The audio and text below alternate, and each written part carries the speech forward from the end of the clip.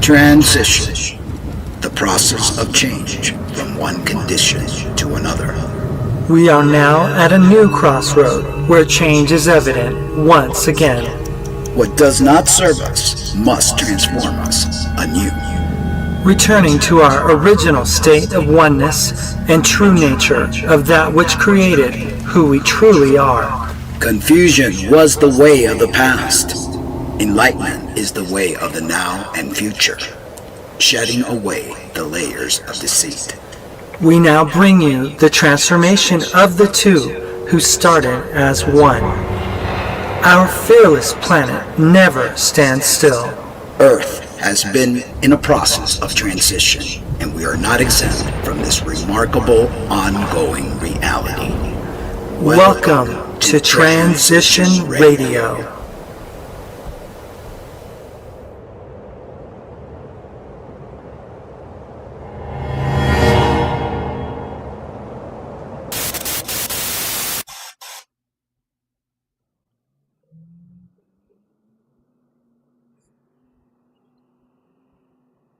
The year is 300 AD.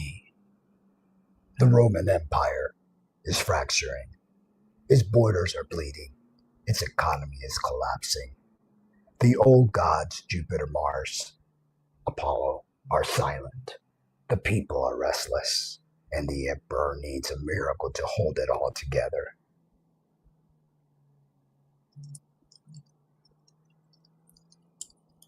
And in the shadows of the empire, in the back rooms of unassuming homes, a different kind of fire is burning. It's a movement of bakers and slaves, merchants and mothers. They have no temples. They have no priests. They have only a dangerous idea that all people are at the same table. They are a virus in the system, an untamable organic network that refuses to bow to Caesar. And for 3 centuries, the empire tried to crush them with lions and swords.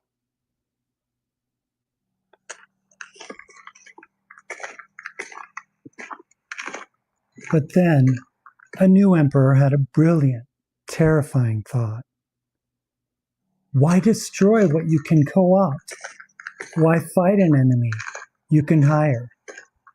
And so the deal was made. The wildfire was captured and placed inside a marble cage. The martyr's rags were traded for the courtier's robes, and the movement that was once meant to subvert the empire became its new engine.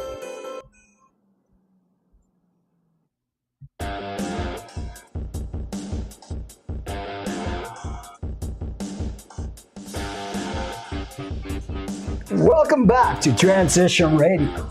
Everybody, I'm Mark. And I'm Lena.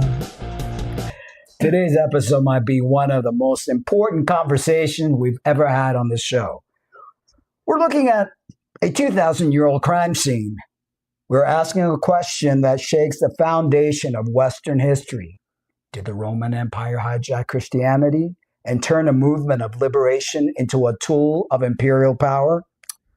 And we want to say right from the top, this is not an attack on sincere Christians or on the figure of Jesus.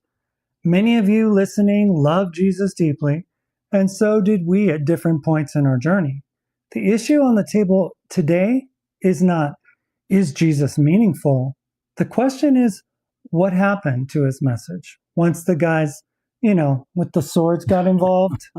Exactly. And we aren't speaking from inside the house, so to speak. We're looking at this as historians, as sociologists, and as observers of power. If anything, this episode is about honoring what might have been closer to the original message before emperors, councils, and creeds stepped in and started editing, curating, and weaponizing it. Welcome, Valid 45. Yes, welcome to our show. How'd you like our new open? We're taking a little creative license a bit. Yeah. So grab your coffee, grab your Bible, if you want to fact check us, and let's walk back into the 4th century, where a brutal Roman emperor named Constantine is about to change the trajectory of the world. Picture this, a massive empire stretching around the Mediterranean, Rome, North Africa, the Middle East. It's full of different languages, cultures, and religions. And somewhere inside the vast machine, a small, persecuted movement of Jesus' followers is about to become the official religion of the state. And the question we're going to keep circling back to is simple but dangerous. Was that moment a blessing from God, or was it a hostile takeover? We'll tackle this in two big parts across this series. Today, in part one, we'll explore Constantine, the Council of Nicaea, and the birth of the Imperial Christianity. We're going to lean heavily on historical research, including the work of Frank Viola and George Barna, because they bring the receipts on exactly where our modern church habits came from. Then in part two, later this week, we will zoom in on the theology. We'll ask the message itself if it was altered to make it friendlier to the empire, using Jeffrey Doherty's controversial work and other authors like George Barna and even others that I found on this research on the Apostle Paul as a lens. But you can talk about a hijack until you understand what the vehicle looked like before it was taken over. To understand what Rome did to the faith, we first have to look at the wild, untamable fire that existed before Constantine ever stepped onto the scene. If your only exposure to Christian history has been church sermons and popular movies, you might picture early Christianity as a unified, harmonious movement, everybody reading the same Bible, repeating the same creed, and agreeing about who Jesus was. That picture, it's comforting. It is also completely wrong. Completely. The first 3 centuries of Christianity look more like a bustling bazaar than a neat corporate office. You had different communities scattered across the Roman world. Judean, Jesus followers in Palestine, Greek-speaking assemblies in Asia Minor, Egyptian Christians around Alexandria. Each of these communities had its own leadership, its own favorite text, and its own emphasis. Some groups leaned heavily into Jesus' Jewish identity. Others moved quickly away from Jewish law. You had disagreements over whether Jesus was fully divine, fully human, some mysterious blend, or a divine being who just seemed human. Then you had those communities that historians today call Gnostic. They saw Jesus primarily as a revealer of inner spiritual knowledge. For them, salvation wasn't just avoiding hell, it was escaping ignorance and awakening to a higher reality. And the texts they read reflect that diversity. For a long time, there was no universally agreed on New Testament, quote unquote. Different churches cherished different gospels and letters. In Egypt, you might hear the Gospel of Thomas read. In Syria, the Diatessaron. In Rome, other sets of writings circulated. This isn't speculation. We know this because of things like the Nag Hammadi Library, found in 1945 in Egypt. Farmers found a jar with ancient books containing texts like the Gospel of Thomas and the Gospel of Philip, texts that present Jesus very different from the Sunday school version you've been taught. So when someone tells you the church has always believed X, remind them, the early Christian world was plural, contested, and very much in flux. Now let's talk about the physical reality of these early Christians. This is where Frank Viola and George Barna's research in pagan Christianity becomes crucial. We often assume church buildings are just normal, but the early Christians didn't have them. For 300 years, they met in homes. They believed they were the temple, the living stones. Exactly. Viola points out that early Christianity was the only religion in the world with no sacred spaces, and because they met in homes, the structure was inherently fluid. In a Roman atrium or in a living room, you can only fit 30, maybe 50 people. Everyone faces each other. It's impossible to be a passive spectator in a living room. If you're there, you're involved. The New Testament texts themselves describe meetings that were raucous and interactive. One of the earliest writers, Paul, says, when you come together, each of you has a hymn or a word of instruction, a revelation, a tongue, or an interpretation. Each of you. That's the key phrase. It wasn't one guy talking for 45 minutes while everyone else took notes. It was a potluck of ideas, songs, and spiritual expressions. And here's a detail that often gets scrubbed from the history books, among many other things, the role of women. In the Roman world, the public sphere, the forum, the law court, the military, well, that was male-dominated. But the private sphere, the home, was the domain of women. Since the early church met in homes, women were natural leaders. We have reference to women hosting churches in their houses, instructing other leaders, and even being called apostles. They also didn't have a ritualized communion. They had a full meal, the agape feast, the love feast. It was a banquet where slaves and masters sat at the same table and ate the same food. In the Roman Empire, that was socially subversized. It signaled that the old hierarchies of the world didn't apply here. So picture this before we move to the hijack. It's the year 300 AD. Christianity is a network of underground, decentralized cells. It's diverse.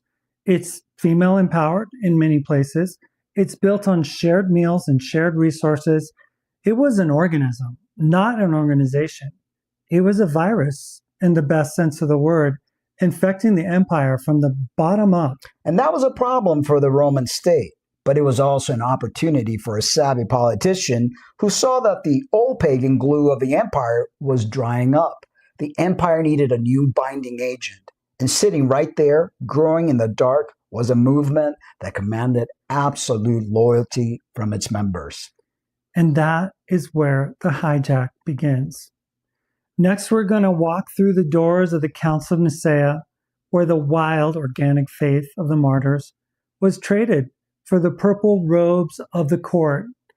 And I wanted to say before we continue that these early Christians, they didn't really believe in the literal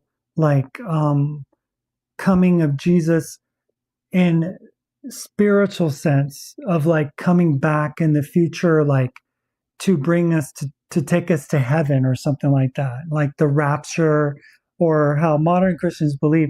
They literally believe that Jesus was coming back during their lifetime. Yeah.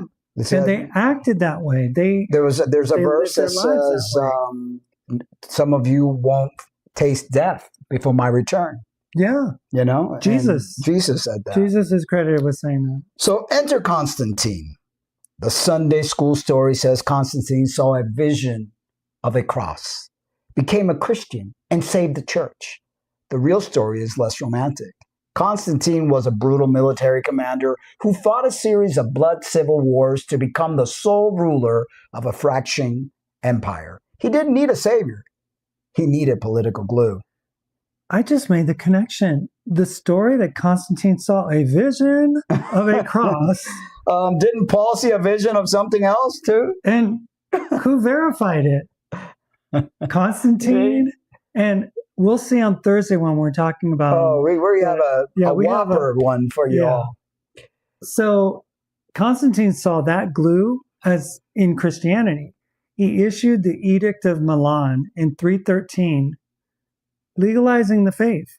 But he didn't just tolerate it. He began to, let's say, reshape it. He began to bestow favors on Christian leaders that were previously reserved for pagan priests. What's that old saying? If you can't beat them, join them, and then you're just try to change everything to your convenience? Well, according to Viola and Barna, this is where the clergy as a privileged class truly begins. Constantine exempted Christian church leaders from paying taxes. Oh, that's even back then a massive perk in the Roman world. He gave them a fixed annual salary from the imperial treasury. Think about that psychological shift. For 300 years, being a leader meant having a target on your back. Suddenly, it meant tax breaks, a government salary, and a social prestige. It attracted careerists, not martyrs. That was they made a career out of it. They did. But there was a problem. If you are going to use a religion as the glue for your empire, that religion needs to be unified. And in the early 4th century, Christianity was tearing itself apart over a theological debate. Was Jesus fully God, co-eternal with the Father, or was he a created being, divine but subordinate? Street fights were breaking out over this. For Constantine, this was a political disaster. He cared about order, not theology, so he did something unprecedented. In 325 AD, the Roman emperor summoned the Christian bishop of the world to Nicaea. He paid for their travel. He housed them. And he presided over them. Picture the scene. About 300 bishops gather in a grand hall, and in walks the emperor, clothed in purple and gold, covered in jewels. The bishops rise out of respect. This isn't a family gathering anymore. It's an imperial senate. Constantine pushed for a consensus. The council produced a Nicene Creed affirming Jesus was true God from true God. Now, whether you agree with that theology isn't the point. The point is how it was established. It wasn't established by persuasion or love. It was established by the state. Constantine exiled the bishops who wouldn't sign. He ordered dissenting books to literally be burned and declared that anyone concealing them could be put to death. This is a turning point. Before Nicaea, heresy was a disagreement within the family. After Nicaea, heresy was a crime against the state. The sword of Caesar had been welded to the cross of Christ. That's crazy. And this fundamentally changed the nature of the faith. As Viola and Barney note, the church became imperialized. The pomp and circumstance of the Roman court, the candles, the incense, the processionals, were imported directly into the church service to honor the emperor's new religion. And so we see even today. Yes. And this brings us to the physical transformation. Constantine knew he couldn't have his new imperial religion meeting in living rooms. Oh, no. That was too private, too uncontrollable. He needed monuments. He needed buildings that screamed power. So he launched a massive building program. But he didn't build temples. He built basilicas. And the decision to move the church from the home to the basilica, required the Christian brain for the next 1,700 years. That is the hardware of the hijack. And that is where we are going next. We've watched Constantine legally acquire the Christian faith at Nicaea, but a legal takeover, well, that's not enough. To truly change the DNA of a movement, you have to change its environment. You have to change the quote-unquote hardware. And by quote-unquote hardware, we mean the buildings and the organizational structure. If you want to understand why the modern church functions that way, or the way it does, you have to look at the blueprint Constantine rolled out in the 4th century. Viola and Barna call this the edifice complex. We mentioned that early Christians met in homes. Constantine changed that overnight.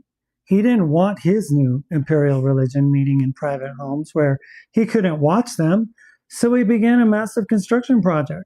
But he didn't model these new buildings after pagan temples, which were usually too small for mass gatherings. He modeled them after the Roman basilica. Now this is crucial. A basilica wasn't a religious building. It was a government building. It was a hall of justice where the Roman magistrates sat on a raised platform to adjudicate the law.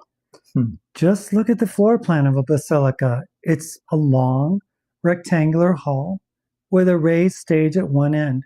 It's designed for one purpose, to focus all attention on the person on the stage. Pretty familiar. Yeah. It creates a performance dynamic. The moment Christianity moved from the living room to the basilica, it moved from being a participatory family to a passive audience. Viola and Barna point out that this architecture kills body life. In a home, you face each other. In a basilica or modern sanctuary, you face the back of someone's head. It creates what sociologists call sociofugal space, a design that drives people apart and directs them towards a center point of authority. And let's talk about the furniture. The venerated pew. Oh boy, I spent many a night under the pew. We think pews are holy, but the early church stood or sat on the floor. The pew is actually a medieval invention. The word comes from the Latin podium, meaning a raised place or balcony. It was a way to immobilize the congregation. Once you bolt the benches to the floor facing forward, as has been done, you have physically structured the room to prevent the one another ministry Paul talked about. The architecture literally cemented the hierarchy. And speaking of hierarchy, this brings us to the second piece of hardware, the clergy. We mentioned earlier that Constantine gave tax breaks on salaries to church leaders, not unlike what they do now giving tax-exempt status, privileges. But this shift started a bit before him, with men like Cyprian of Carthage, who began to elevate the bishop above the other elders. Cyprian argues that the Christian leaders were a special class of holy men who mediated between God and the people. He called them sacerdotes, priests. This created the clergy-laity split. The word clergy comes from kleros, meaning lot or inheritance. The word laity comes from laos, meaning the message or the ignorant masses or the ignorant people. The masses, masses, yeah. A bunch of ignorant know-nothings. Fools that are there just to be preached to. So now you have a special class of people, clergy, who do the spiritual work, and a lower class of people, laity, who watch them do it. And Constantine enshrined this class distinction into Roman law. And to make sure everyone knew who the special class was, they started dressing the part. If you see a priest in robes or a pastor in a special collar, you assume that's a biblical costume. Well, it's not. It's Roman bureaucracy cosplay. Yep. Viola and Barna trace the history of vestments. In the early days, Christian leaders wore normal clothes, but as secular fashions changed, the clergy kept wearing the old Roman styles to distinguish themselves. The flowing robes, those were the dress of the Roman magistrate. It's a uniform designed to separate the quote-unquote holy man from the common people. So the stage was set. The actors were in costume. The audience was seated in their rows. Now they needed a script. They needed a way to control the minds of the people, not just their bodies. That brings us to the software of control, the sermon and the rituals. We've built the building, the basilica. We've hired the staff, the clergy. We've dressed them in costumes, vestments. Now we have to decide what they actually do for an hour on Sunday morning. Viola and Barna argue that the modern order of worship is a script written by pagan culture, not the apostles. They call it the software that runs the church machine. And the most critical piece of that software is the sermon. Now hold on. Preaching is in the Bible, right? I mean, Jesus preached, Peter preached. Yeah, but as pagan Christianity points out, there's a massive difference between apostolic preaching and the modern sermon. In the New Testament, preaching was sporadic, extemporaneous, and often a dialogue. It wasn't a polished 45-minute monologue delivered by the same guy at the same time every single week. And churches now have several services, and they have the little timer when it's getting ready to start, countdown. They got it all down. Yeah, the music and the whole performance. Oh, yeah. So where did the modern sermon come from? It came from the Greek sophists. The sophists were the professional speakers of the ancient world. They charged high fees to deliver eloquent speeches that used emotional appeals and clever logic to wow the audiences. They didn't care as much about truth as they did about persuasion and performance, kind of like they do now. Wow, that sounds so familiar. But now they have that worship team, and they blow the lights and the fog machines, and if you could, if you just tune in to Joel Osteen, you could see that in action. Totally.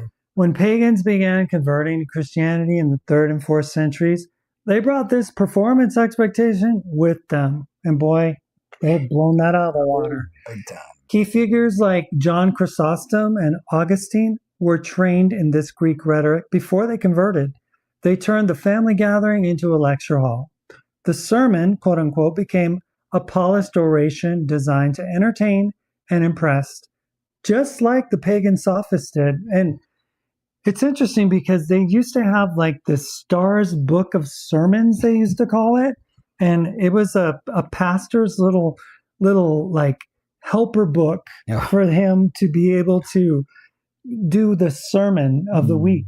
So he didn't have to do any studying. He just popped open Star's sermon book for the sermon of the week and read from it, literally. So this silenced the body. It turned the leader into a virtuoso performer and the rest of the church into a mute audience.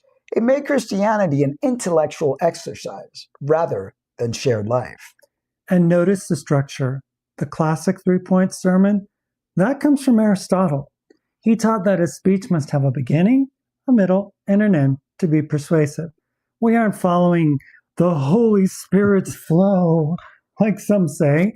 We're following Aristotle's outline. So the sermon is the mind control software. Now let's look at the ritual software, the sacraments, specifically the Lord's Supper. We mentioned earlier that the early church, well, they had a full meal, the agape, a love feast. It was joyful, noisy, and real food.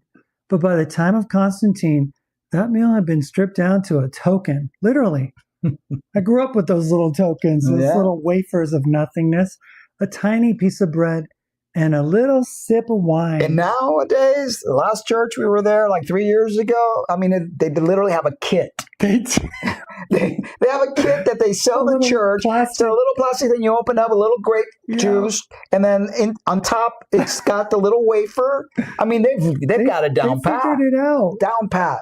So why? Because of the influence of pagan mystery religions. In the mystery cults, the goal was to feel awe and dread in the presence of the divine through mysterious rituals handled only by holy men.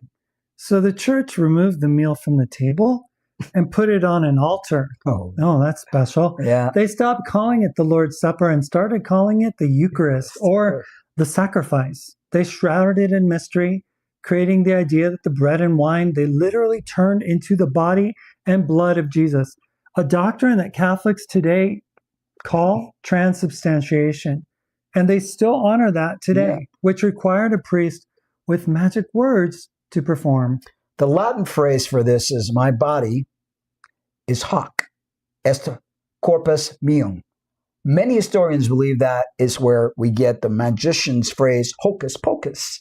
It was a magic spell that only the clergy could perform. The family dinner became a priestly ritual. I remember growing up, the day that I had decided that I was worthy and aware of knowing what Holy Communion was a moment that my dad was like, he took me to the side and he said, now you do understand the brevity of this, the importance of this, and you better know what you're doing. Do you know what you're doing? And it's like, my gosh, they turn it into this ritual. So we have the hardware, the buildings and hierarchy.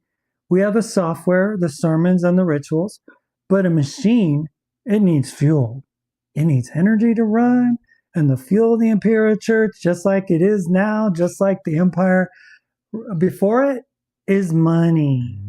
And that is where we're going to go next. We've covered the hardware and the software. But any machine needs fuel. And the fuel of the Imperial Church is money. If you spend any time in a Protestant church, you know the drill. Malachi 3. Will a man rob God? You're told that tithing 10% of your income is God's mandatory law. But here is the historical reality check. Mandatory tithing is not a Christian practice. It wasn't practiced by the early church for the, first 700 years. The mandatory tithe evolved from the federal system of Europe in the Middle Ages. As the church acquired massive amounts of land, they adopted the secular rent tax system and fused it with the Old Testament Levitical law to create a mandatory religious tax enforced by the state. How convenient. And look at where the money goes. In the Old Testament, the tithe was food for the poor. Today, the vast majority of it goes to two things: the salary of the professional Christian and the mortgage on the building. We aren't feeding the poor, we're feeding the institution. And this brings us to the second economic pillar, the clergy's salary. In the New Testament, elders were local men with normal jobs. But Constantine changed that. He put the clergy on the imperial payroll, giving them fixed annual salaries from the public treasury. This turned ministry from a calling into a career and created the professional Christian, a class of people whose livelihood depends on maintaining the system. It created a trap where leaders can't challenge the status quo too hard without losing their paycheck. It turns the body of Christ into a business.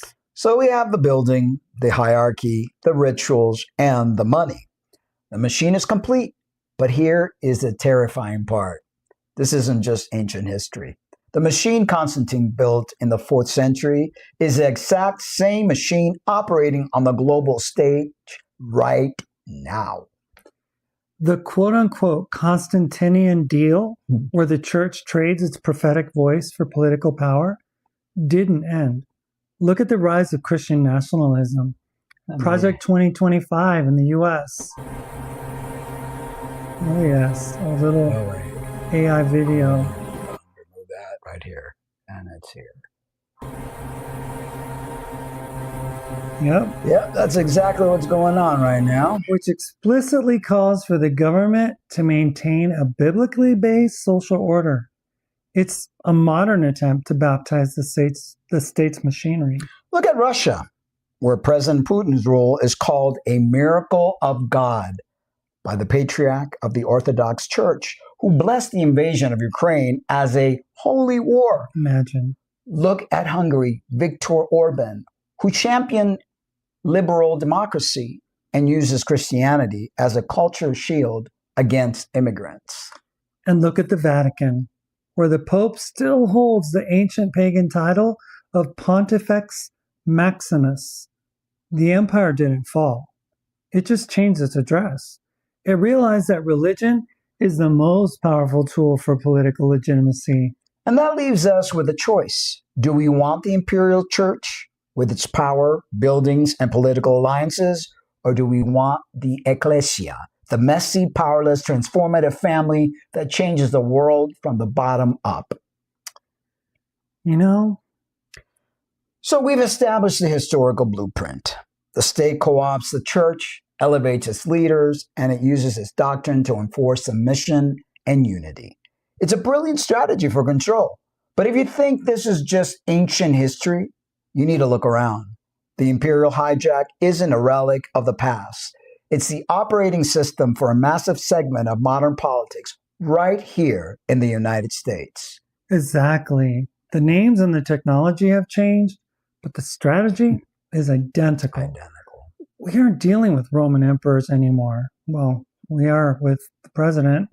Right now, he wants to be that. Mm-hmm. We're dealing with political operatives who have studied the Constantinian playbook.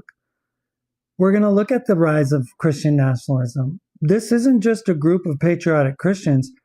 It's a well thought out, decades and decades old political ideology that believes the American government should be defined by a specific interpretation of Christianity, and that its laws should enforce that interpretation. And they have a plan. It's not a secret. Look at Project 2025, organized by the Heritage Foundation. This is a massive detailed blueprint for the next conservative presidency to reshape the entire federal government.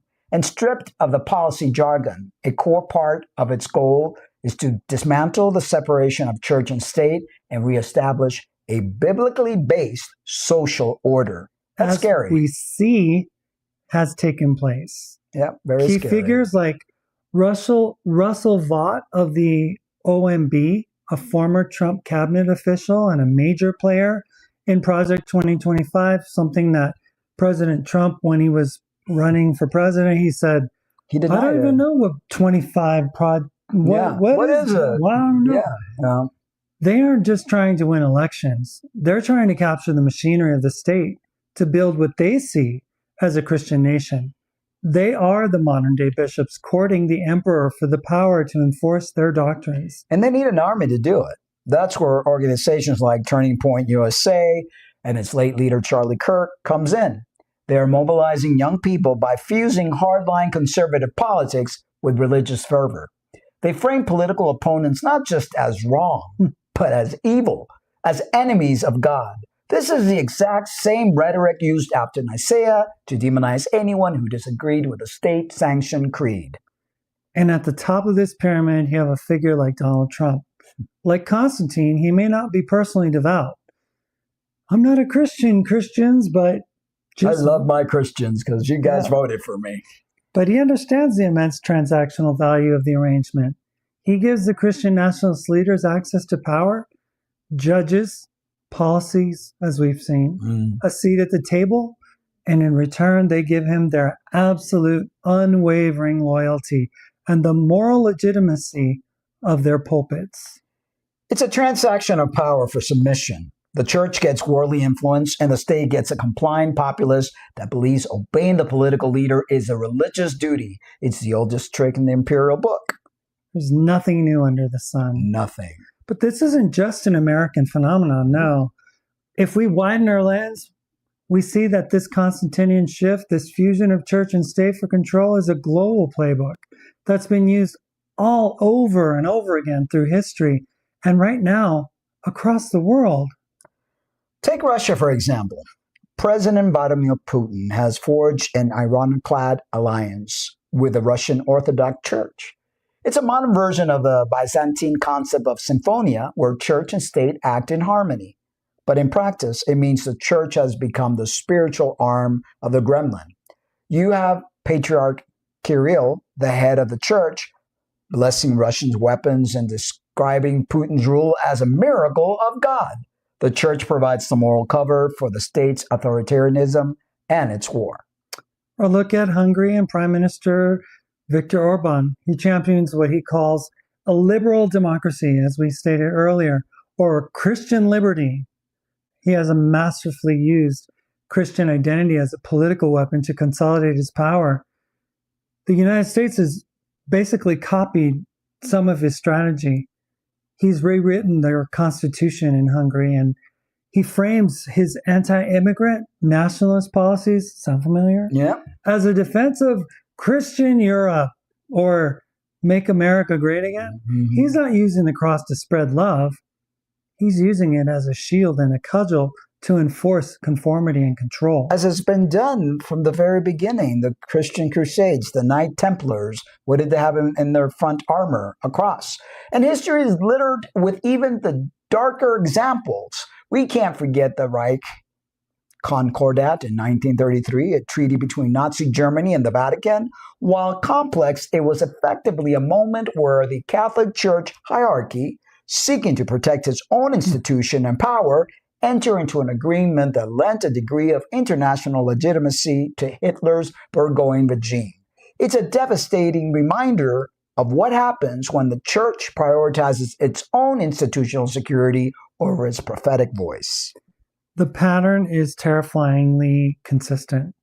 For 1700 years, whenever the church has sought power through the state, it has ceased to be the subversive, life-giving body of Christ and has instead become a tool of empire, a mechanism for submission and control. So we have the historical blueprint, the theological twist, the physical hardware, the software of the service, the economic engine, and now the modern political application. The Imperial Hijack is complete, and it's operating all around us. We've looked at the US, Russia, and Europe, but we have to talk about one of the most painful and complex examples of this imperial hijack happening right now. The situation in Israel and Palestine. This is a sensitive topic, and we want to handle it with care. But if we are looking at the fusion of religious identity and state power, we cannot ignore what is happening under Prime Minister Benjamin Netanyahu and his far-right government in the Knesset. The rhetoric being used to justify the policies toward Gaza and the Palestinian people isn't just about national security or political borders. It is deeply religious. You hear language about divine right, promised land, and a mandate from God that supersedes international law or human rights conventions.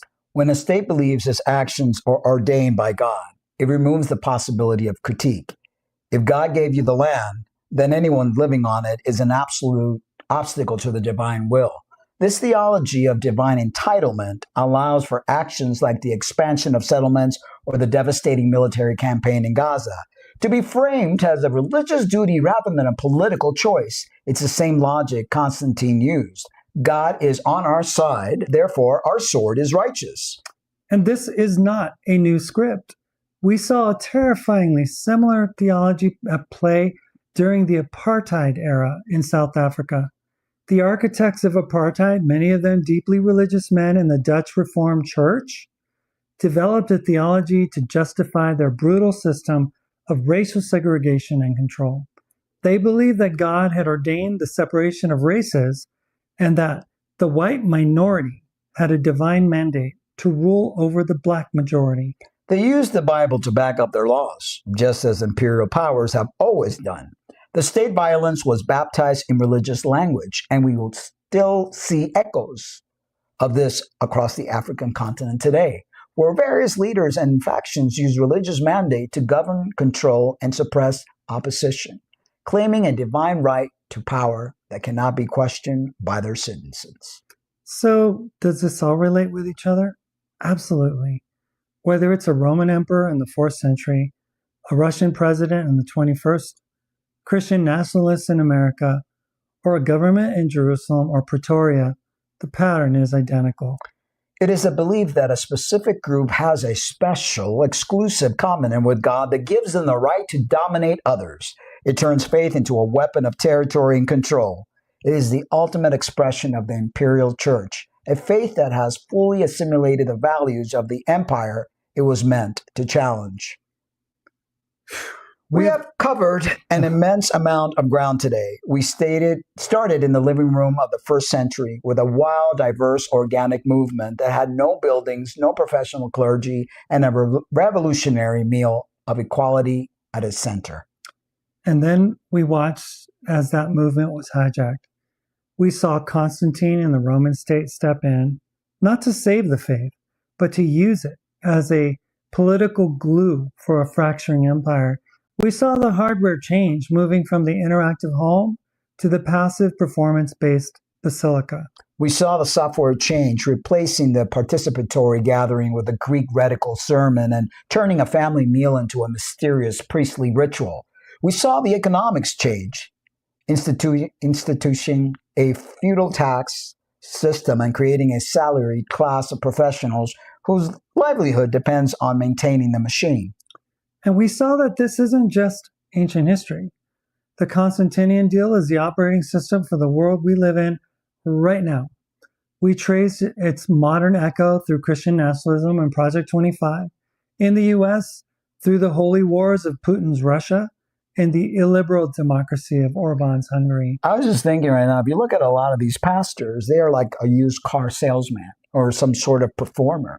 You know, they're dependent on doing all this performance to get people coming back so they can continue to collect money. Well, there's a correlation and a connection to a pastor and a car dealer. Very much so. Because when my brother-in-law, after a very bad tornado kind of messed up their church building, he didn't have a job anymore. So in Missouri, where he was from, he went to work where? Car salesman. Yes, because they have the gift of persuasion. Yeah. And that's their oratorical, even though they don't believe what they're reading or what, but they have to sell it. Right. So we looked at the painful reality of how this theology of divine entitlement plays out in the policies of Netanyahu government in Israel and Gaza. And we saw its terrifying historical precedent in the religious justification for the apartheid in South Africa. The pattern is the same everywhere. Faith is weaponized to justify domination and control. So where does that leave us? It leaves us with a stark and difficult choice. We have to decide which church we're talking about. Are we talking about the imperial institution, the one with the buildings, the budgets, the political alliances and the swords. The one has been the handmaiden of empires for 1700 years. Or are we talking about the ecclesia, the messy, powerless, transformative family that Jesus actually started? The one that meets in the margins, that breaks down dividing walls, that refuses to bow to Caesar, and that changes the world, not from the top down, but from the bottom up through subserving love and radical generosity. You can't have both. You can't serve two masters. History has shown us over and over again that when the church marries the spirit of the age, she becomes a widow in the next. We've spent this entire episode looking at the structure of the hijack. But a structure is nothing without a message to fill it. If the empire co-opted the body of the church, what did it do to its soul? What did it do to its theology? And that's the question we're going to ask and tackle on Thursday. In part 2 of this series, we're going to do a deep dive into what might be the most controversial topic we've ever covered.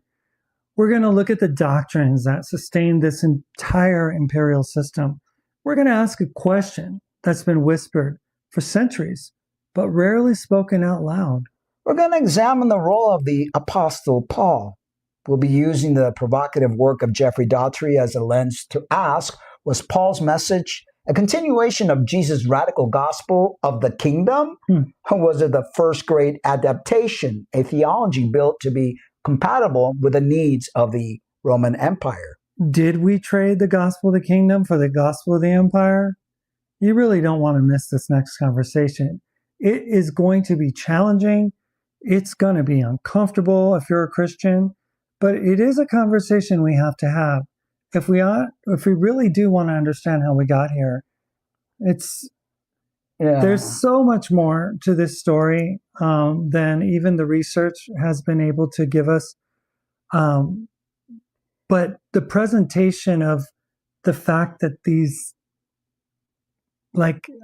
rituals that the church has adopted are just some constructed, even the whole concept of the tithe, or even dressing up the church. The whole message of the church, they changed the whole concept behind the heaven and hell, and instilling fear into people, and that they must give up their soul to accept Jesus Christ and their Lord and Savior, when that man that walked the earth, which I believe was a time traveler who came to free us from the imprisonment of Yahweh and the archons, didn't ask for us to worship him or to give our souls to him. It's all like the message of Jesus was to fight the system, the imperial Roman Empire, the whole religious dogma that the Pharisees were teaching at the time. He came to free us that way,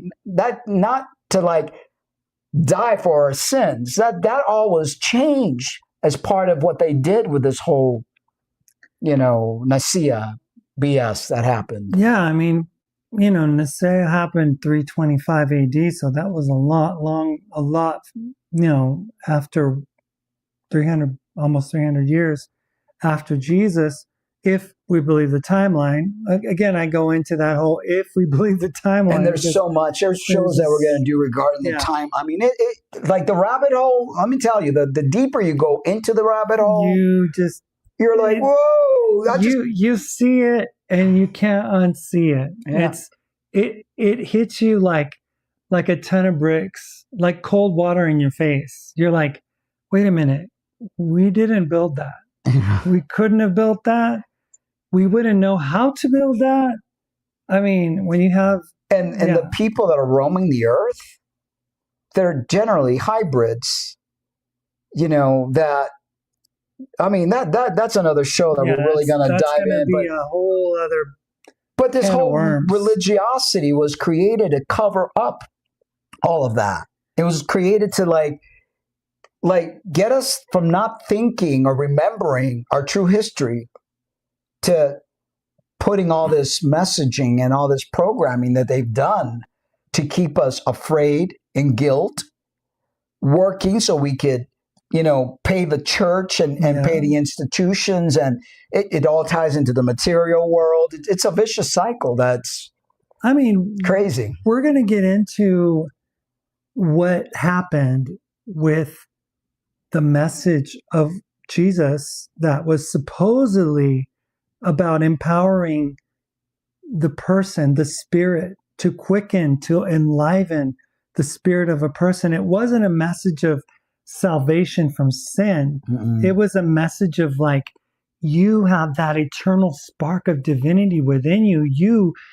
You don't have to marvel at what I'm doing. I mean, you two can do greater things than I. Greater things than I. People the kingdom is within you. Yeah, that whole kingdom is within you thing is like such a massive part that Rome didn't want. No, they wanted you to believe that you were going to the special place full of gold and gold streets and all sorts of stuff. You had to win your salvation. So Valid 45 says, just wait until you read the PDF books, the ones that she sent us. Oh yeah, no, I started reading some of it, but we have like so much stuff. So much that we're going to be able to share with all of you.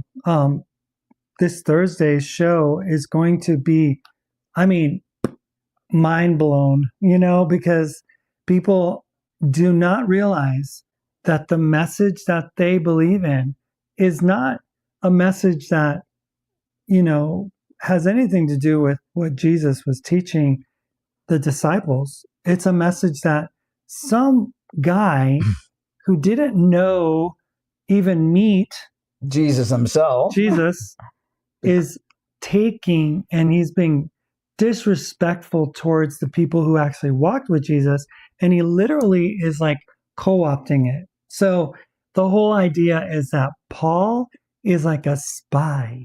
He like takes what was starting to become like this homegrown message of, self-empowerment, love, kindness, forgiveness, and he's turning it into this tool of the Romans. Just like a good Roman would do at the time. Everything, give Caesar what's due to Caesar, obey the laws, slaves obey your masters. If people don't see the writing on the wall and understand how much of a Roman agent Paul was, and then there are people that like, they follow the Paul's writing like it's the gospel, like it's the truth. And they don't realize that he was actually a spy. And, you really, when you put the puzzle pieces together, do you think the Romans would have allowed him to do what he did and he would be standing alive? No. Do you think that the church, the religious people in Jerusalem that sent him with those letters to arrest people, they would be okay with him defecting? Like all of a sudden, he's changed his mind. Oh, he changed his mind. Oh, okay. And then he's like, I had this encounter, and it's like, oh, really? Are there any witnesses? How about the people that were with you? There's just like no corroborating evidence. Blind faith. And what same thing as Constantine. Yeah, same thing. Like, I saw a vision of a cross. Yes. And I knew that it was my mandate to pull one over on the rest of the world. Basically, he's not telling them that, people think, oh, he saw a vision and he was converted and he became a Christian. And it's like, you don't realize that even the early symbols of Christianity were Roman symbols. They took Christianity, whatever that was, whatever that movement was, that was full of life and love and community and people, social justice and feeding the poor and helping the needy and feeding the orphans and taking care of the widows. That was like totally. Even now, Paul said, if you don't eat, if you don't work, you don't eat. Right. But Jesus never said that. Never said that. And, they used all these, like the cross as a symbol, and they've had other symbols. Who was it? We read the other day, some sort of symbol that they had representing Paul was using or something like that, and it was like some like slap in the face type of thing. I can't remember. Yeah, I mean, there are like parts of the writings where, in Acts and different writings that they kind of like give you a clue of what's actually going on. Yeah. But, but getting back to this, Constantine knew exactly what he was doing. And this was set up by a guy who never really became a Christ follower. He became a Christ usurper. Yeah. He took the message and gave it to Rome. Yeah. And we're living with the remnants of it now. And that's what a lot of people are following. They're not following Christ's teachings. They're following Paul's teachings and Constantine's teachings. And we're going to do a third show that's going to tie this all up after we're done with the Thursday show about Paul being, the Roman, basically a wolf in sheep's clothing. Totally. And Jesus warned about a wolf in sheep's clothing. Yeah, he did. But well, Jesus kind of like really talked about everything exposing Yahweh, as we've covered before, when he said, would a father deny his children food and give them a snake? Would a father not give you what you want? And we see Yahweh like giving snakes and poison quails to people because they're not worshiping him the way he wants to be worshipped. Yeah. And we're seeing, Jesus would like give little clues because he spoke in metaphor. And I don't believe like in Jesus per se. I believe that there's a consciousness, the Christ consciousness. I believe that there have been many that have come down, star walkers or time travelers that have come down to wake up humanity and give us clues and information and little tidbits so that we remember. Because we know all this stuff. It's all inside of us. We just have to remember. And nothing that Jesus taught that people like say, oh, these are like these sacred writings, red letters of Christ and stuff. None of these things like the golden rule, none of these things, they are actually much older. I mean, there are writings that echo this words that were captured and read that predate Christianity and Jesus' existence by hundreds of years. Yeah, I mean, the Tao has a lot of same type of metaphoric speakings or teachings that supposedly are Christ's words, so they've taken, it's like a buffet of ideas and things, and they put it all together in the Bible, and they quoted, this is the New Testament, and this was the Old Testament, and this is what, I mean, they literally took a terminology that had no Hebrew word for it, homoousios, which means the substance of, and they used it to describe the Trinity, that Jesus and the Holy Spirit and God were one and the same substance. And it's like, where did that word come from? It came from the Greeks. It came from the Greek philosophers of the time, of like Plato and Socrates and Aristotle. And these are the concepts that Christians think, oh, they're traditionally, from Jewish background. And it's like, no, they're not. Yeah. That's nothing to do with, they've twisted words, they've mistranslated, they've calmed themselves into people's homes, into the churches where they just preach all sorts of lies and inconsistencies. And people just, they don't get it. They don't want to question because they feel like it's the same thing what happens with Israel. If you question them, it's supposed to be, what's the word they use all the time? Not blasphemy, the other one. Anathema? No. You're I can't think of the word. You're a heretic? No, you're whenever somebody talks against Israel or anti-Semite. Anti-Semite. It's like, dare you not say anything, because if you do, you're an anti-Semite. I mean, come on. That's a great plan. You tell people that want to talk bad about you that if you talk bad about me, you're this. And then people get all like, oh, no, don't call me that, please. It's been the way that these religious zealots throughout history, whatever timeline history and before the resets, every time they try to control the narrative, they try to control what people feel and think. And then it's always fear tactics being used. So I did want to go into this one last topic, which is talking about what these actual Christians believed. So if you want to... Okay, so more like a full theological overhaul. And honestly, it's way more interesting than you think. We're talking about the moment Christianity went from expecting divine intervention on earth, like in their lifetime, to the spiritual afterlife stuff we know today. That's what I was kind of trying to get into, So wait. So you're saying the apostles didn't believe in going to heaven? No, not exactly. Let me back up. That's what we're breaking down today. Buckle up because this gets wild. So we basically have this scenario that has been created.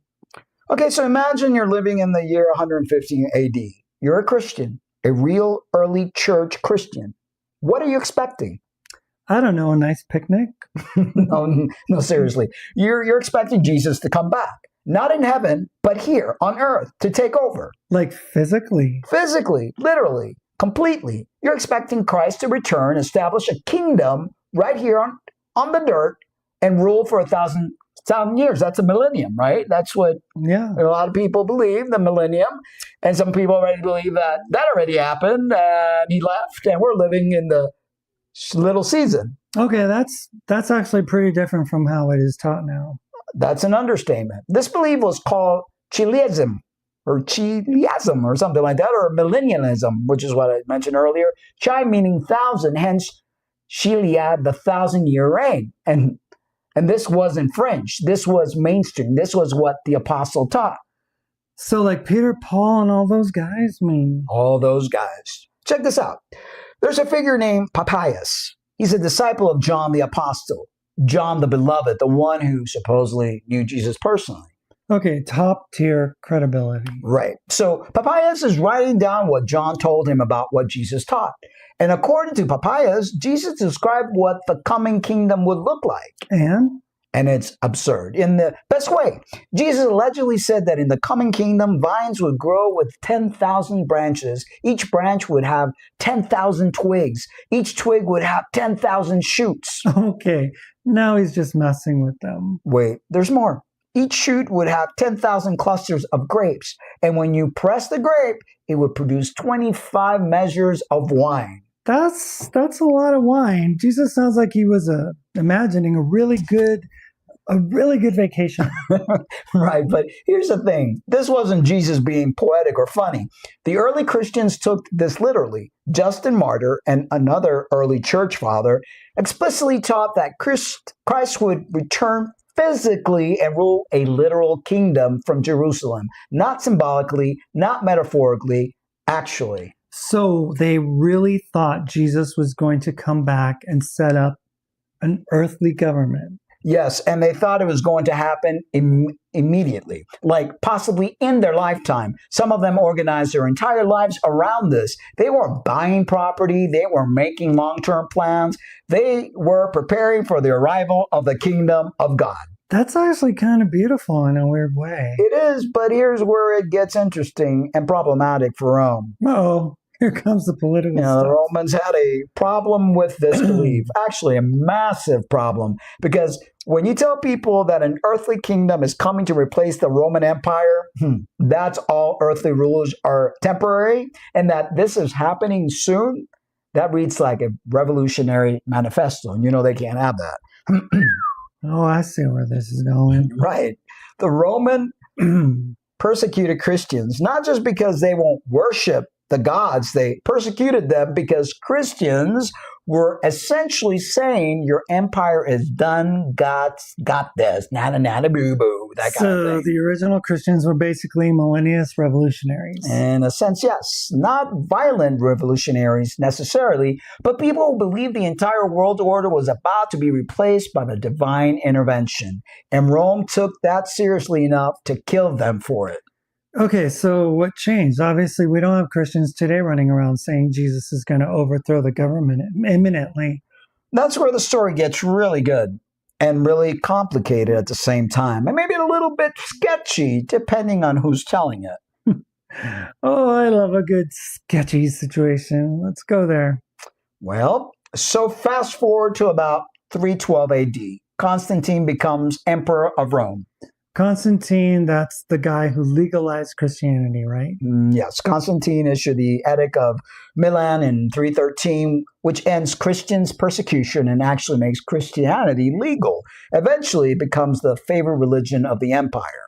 That seems great on the surface. Finally, you're not going to be hunted down and executed. Exactly. Except now, the church has a problem. A really big problem. And what's the problem? I feel like being legal is better than being persecuted. It is, but think about it from a theological perspective. The church has been teaching for 300 years that the Roman Empire was temporary, that it would be replaced, that earthly governments were going to be destroyed and replaced by Christ's kingdom. Oh no. Yeah, and now they're literally inside the Roman government. The Roman government is protecting them, maybe even promoting them. So what do? You can't exactly keep saying the government's going to be overthrown. Right. You need a new interpretation. Enter the theologians. Oh, I love it. How always the theologians, they have to fix this. Oh, yeah. Well, they're the ones who are trained to reinterpret scripture, right? So you get theologians like Origen and Alexandria who suddenly say, wait, we've been reading this all wrong. The kingdom, not literal, metaphorical.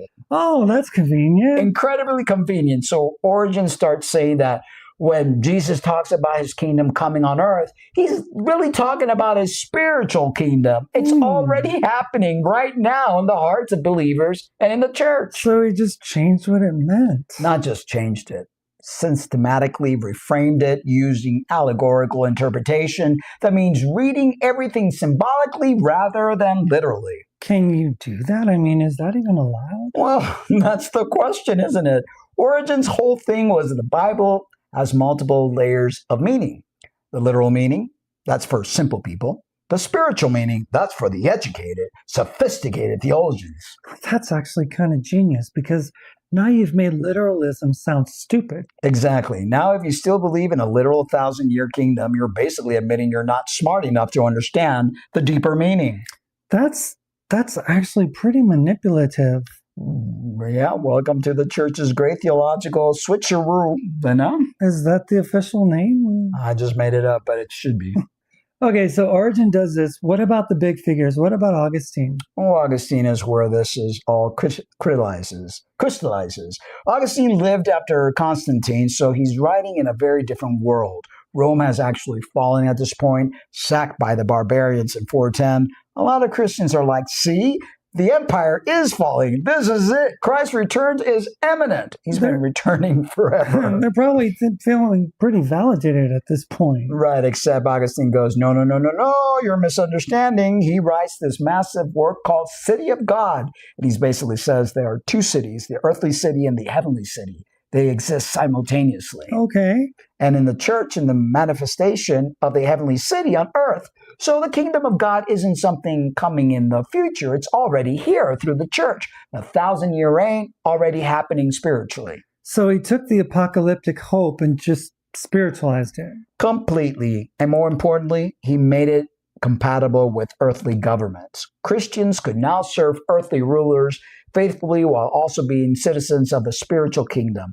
Two separate categories, two separate loyalist system. And it's like what they did with Trump, They think, and God has appointed him to be our leader, and That's actually pretty smart from a political standpoint. Yeah, right. It solves the problem. Now Christianity isn't a threat to existing governments. It's actually helpful to them because it teaches people to accept their earthly circumstances while hoping for rewards in heaven. Ooh, that does sound like a lot like today, what Christianity teaches. Exactly, because that's what won. Augustine interpretation won. It became orthodox, and the original millennial expectation gradually branded as primitive and dangerous, although it already happened. So how do we know all this actually happened? Like, couldn't Augustine just make this stuff up? Like, where's the evidence? Oh, great question. So this is where it gets really interesting because we have the writings. We have the actual surviving documents from these early church fathers. Okay, so we know what they actually believed. Mostly, yes. There's a church historian named Eusebius, and this is important, who wrote an ecclesiastical history. Ecclesiastical. That's a word that, around 325 AD. He's basically the official historian of the early church. Official historian, meaning he was approved by the establishment. Oh, exactly. And he won on Constantine's side, completely pro-Constantine, pro-imperial Christianity.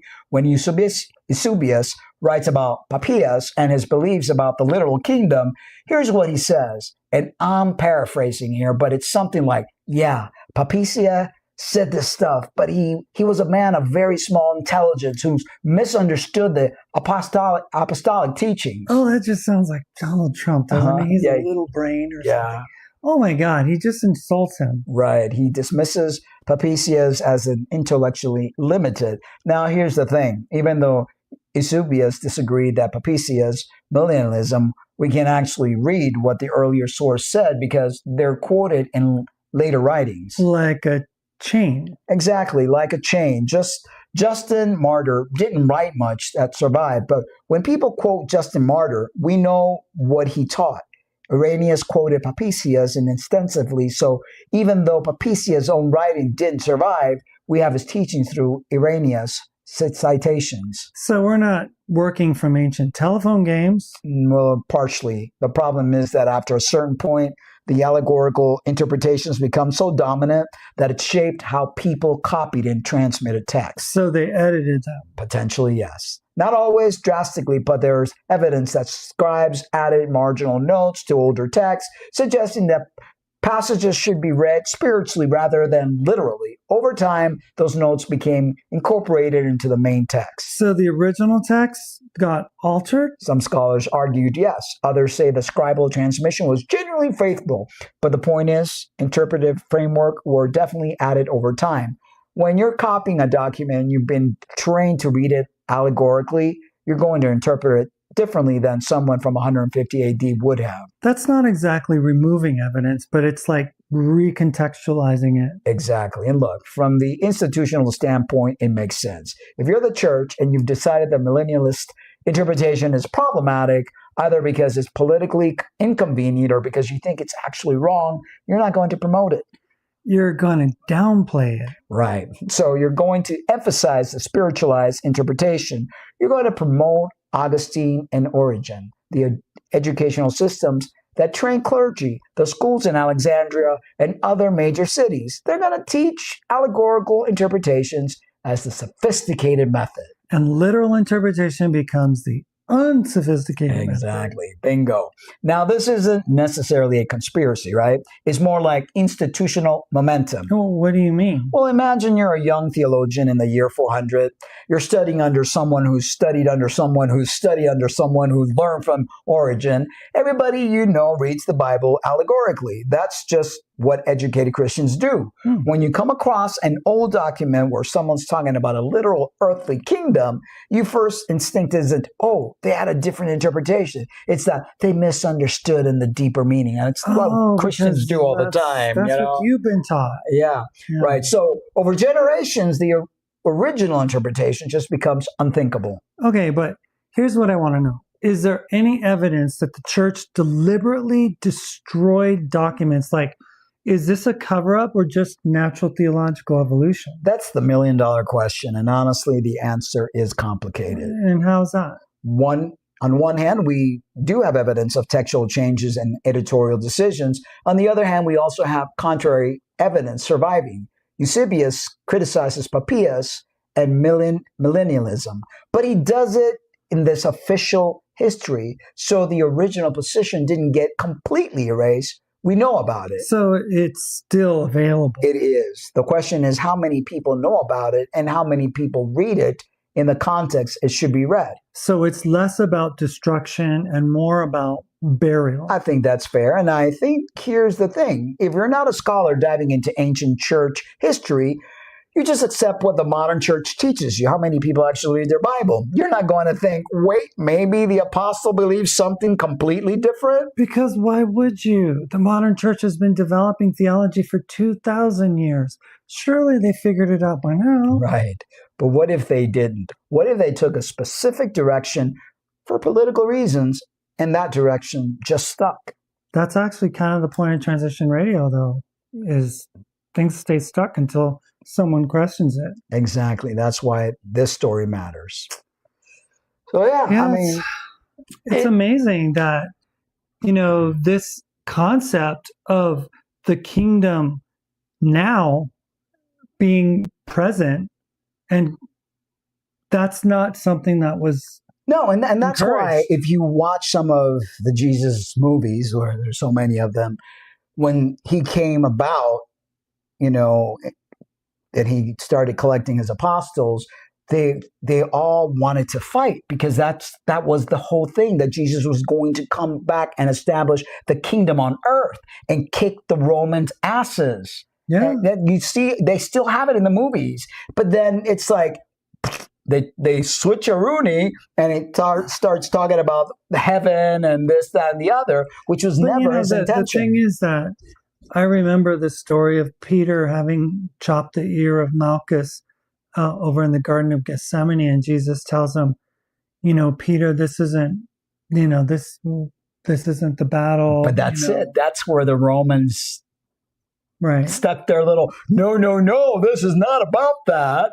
This is about heaven. Mm-hmm. So you even see it like in the movies, in the storytelling of Jesus, where they all, what were they called? The Nazarenes, they were all ready for the kingdom to be established on earth. And that they switch a Rooney with what, you see in the movies. So what's the actual fallout? Like, how does this change how people live their lives? Well, this is massive. Let me give you a concrete example. Imagine you're an early Christian in the year 200 AD. You've sold your possession because you believe Christ is coming soon. You're not planning to get married because the kingdom is about to arrive. You're organizing your life around the expectation of imminent divine transformation. Okay, that's a pretty radical lifestyle. It is, but then the church reinterprets everything. Now Jesus isn't coming back to transform the earth. He's returning to gather souls to heaven. The kingdom is spiritual and personal. So suddenly you've made all these decisions based on a belief the church just told you was wrong. That's rough. Right. But the church provides new sources of meaning. Now you're not preparing for a coming earthly kingdom. You're working on personal sanctification. You're not expecting divine intervention. You're accepting earthly injustice as part of God's mysterious plan. You're not a revolutionary waiting for the overthrow of Rome. You're a loyal subject waiting for the heavenly reward. Oh my God. Yeah. That's like the perfect way to get people to stop questioning the status quo. It is. And I don't think it was necessarily cynical. I think it was probably both a genuine theological shift and a politically convenient one. So theologically, what do Christians now believe instead of millennialism? Well, there's so many different beliefs, various things, depending on the denomination. Some believe in Jesus already came and the spiritual kingdom is already here. Others believe Jesus is coming, but just to gather believers and take them to heaven, leaving earth behind. Very few mainstream churches teach the original apostolic belief in a literal physical and earthly kingdom 1,000 years. I was raised as Jehovah Witness, and I believed that Jesus was going to come on earth and establish the kingdom here on earth. So, right. So the original belief is basically gone from mainstream Christianity. For the most part, yeah. There are some fundamentalists and evangelical churches that teach a version of it, pre-millennialism, they call it, but it's not the dominant view. So if an average Christian today will read the Bible and read about Jesus talking about his kingdom and the resurrection of the dead, what do they think it means? Probably something spiritual, personal about going to heaven after death. They probably don't think, or is this about a literal earthly government, which leads me to think, was Jesus actually sacrificed? Was he actually crucified? Was that all just an invention of the Roman Empire? That's literally what Jesus' first followers, they thought. That's what scholars argue based on the evidence, yes. So here's the big question. Is that bad? Like, did the church make a mistake? Oh, now you're asking the real questions. I thought I was going to ease in, but I went straight for it. Here's the thing. There are arguments on both sides. The church arguments basically is, look, the original interpretation was apocalyptic and expected, but the world kept going. Christianity needed to adapt to survive in a long-term institutional form. The spiritualized interpretation allowed Christianity to last and spread. It's the gift that keeps on giving. That's fair. But the other side says the original interpretation gave Christians a radically different hope. It said God was going to establish justice on earth. God was going to end suffering. There was going to be real transformation. The new interpretation just tells people to accept things the way they are and hope for a spiritual reward later. That's actually a significant difference. It really is. The original belief created revolutionary energy. The new beliefs creates acquiescence. Yeah, learn helplessness. Just wait around for Jesus to return. So essentially, theology changed in a way that made people less likely to question political authority. That's one interpretation, yes. Not maliciously necessarily, but that was the effect. Wow. This affects how we understand suffering too, right? Absolutely. The original Christians expected divine intervention to end suffering. Jesus would come back, establish his kingdom, all evil will be vanquished. The new interpretation says suffering is a path to spiritual growth. It's an opportunity for virtue. It prepares the soul for heaven. Keep on, keeping on, That's actually a completely different emotional and spiritual experience. It is. And again, I'm not saying this was cynical manipulation. I'm saying theology adapted to new circumstances. But the fact is, a belief that was revolutionary and transformative became more accommodating. Has anyone in modern Christianity tried to recover the original belief? Oh, yes. Actually, millennialisms did reemerge during their Protestant Reformation. When Protestants said they wanted to get back to biblical Christianity, some of them also got back to premillennialism and believe in a literal earthly kingdom. So the original belief was not completely lost. No, but it has to be recovered almost from scratch because it had been so thoroughly suppressed. It wasn't the mainstream Protestants' view, and even today, it's more common in fundamentalist circles than in mainstream Protestant or Catholic Christianity. So we're talking about belief that was almost erased, but not quite. Yes, that's actually the best way to describe it. Not completely destroyed, but made to seem weird and primitive for over 1,000 years. So that's wild. And what does this mean for Christianity today, like practically? Well, it means that a lot of modern Christians' theology is built on specific interpretations that emerge for specific political reasons. That doesn't make it wrong necessarily, but it means Christians should probably know that history. And they don't really know their history. It's amazing to me how little history they do know about their own faith. Yeah. I mean, they're not students of their own religious belief. And that's why there's 45,000 denominations, because they can't get it right. You know, what really shocks me is that these writings have been there for people to look at, and they just ignore those writings. They ignore that history. They're lazy. They don't want to read. They don't want to learn. They don't want to question anything. They just go where the little pastor tells them. They read the peripheral of the Bible. They don't really dig deep and try to understand it.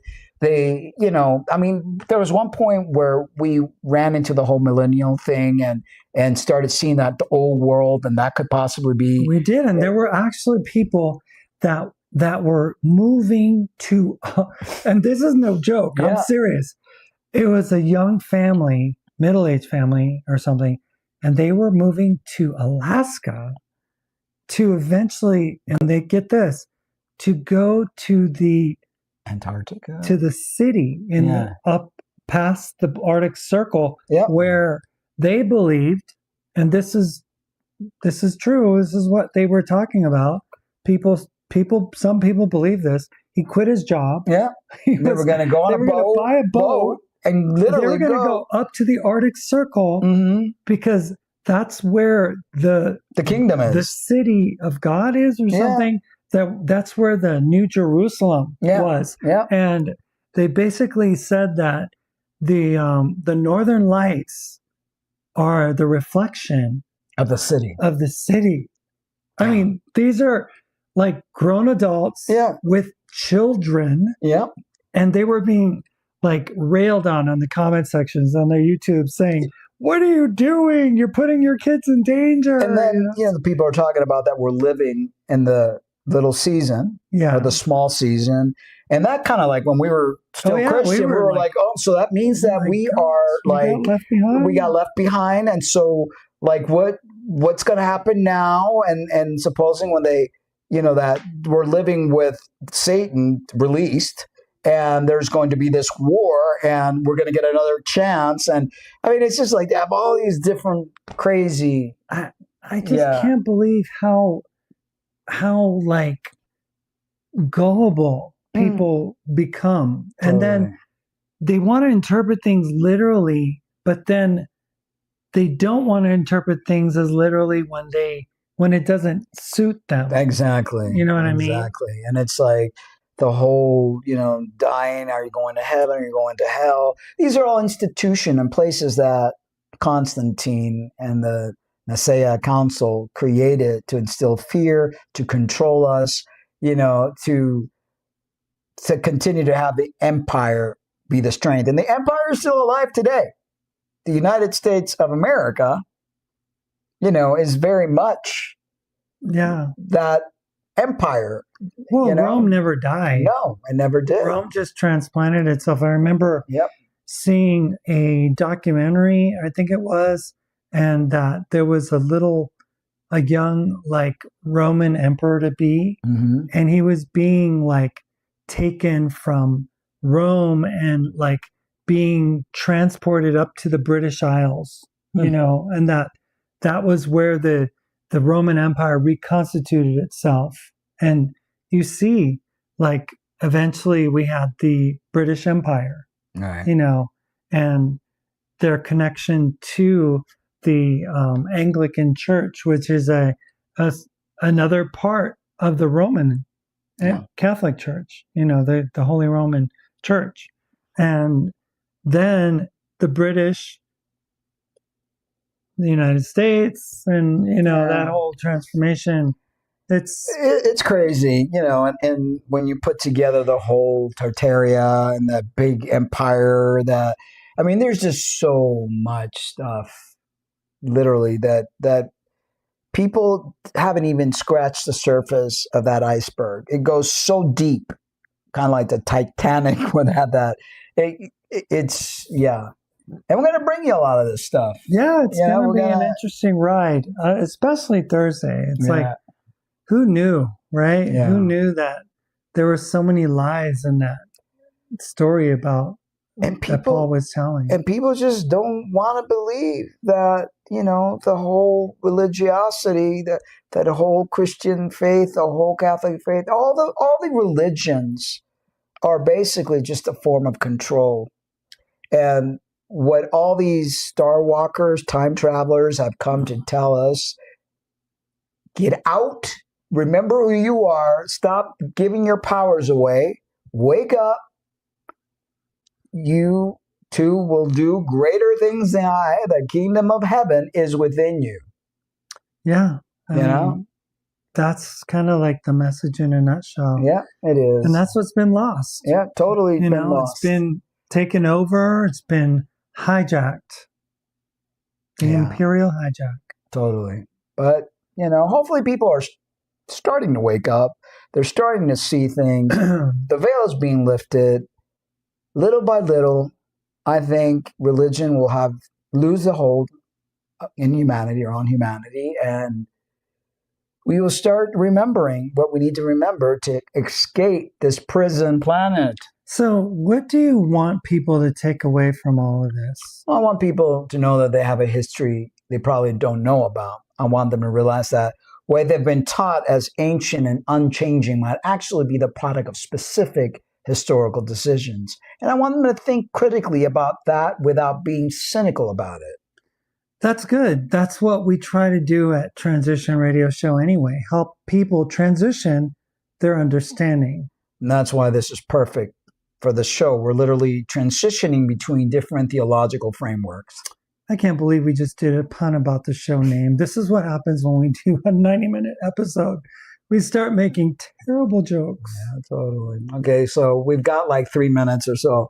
Let's do a light run or question people are probably wondering about. I like it. So what's the most common question you think people have about this? Probably, are you saying the Bible is wrong? Okay, what's the answer? No, I'm saying the Bible says a lot of things, and Christians in different eras have interpreted those things differently. The earlier interpretation was literal. The later interpretation was spiritual. Both are reading the same text. They're just reading it through different frameworks. Next question. So is the church evil? No, the church is made of humans. Humans make decisions based on the information they have and the pressures they're under. Sometimes those decisions have consequences they didn't anticipate. That's not evil. That's just being human. Okay, so last question. What should I do with this information? Well, think about it. Research it if you're interested. Talk to people about it. Ask your pastor or priest about it. That's not going to go very well. See what they say. Have conversations. Don't just accept it because I said it, and don't reject it because it challenges what you were taught. That's a good answer. I mean, that's a good answer. Yeah, and then transition to a new understanding. See, we did it again. Oh my God. Well, it is what it is. I mean, it's all part of the journey, All right, guys. Thank you for hanging out with us this long. Thank you, Valid 45. We appreciate you. Thank you for all those that never tuned in before and probably tuned in earlier, or if you're watching this later. It's important to question everything, and don't just take what your pastor tells you, what the politicians tell you, what you've read in history books, because what we tell you. Yeah, what we tell you. His story, stories. Whoever won the battle is usually the one that you're going to be. History is made by the victors, always. Anyway, guys, we love you, but remember to always love yourselves too. Good night and be well. Have a good one.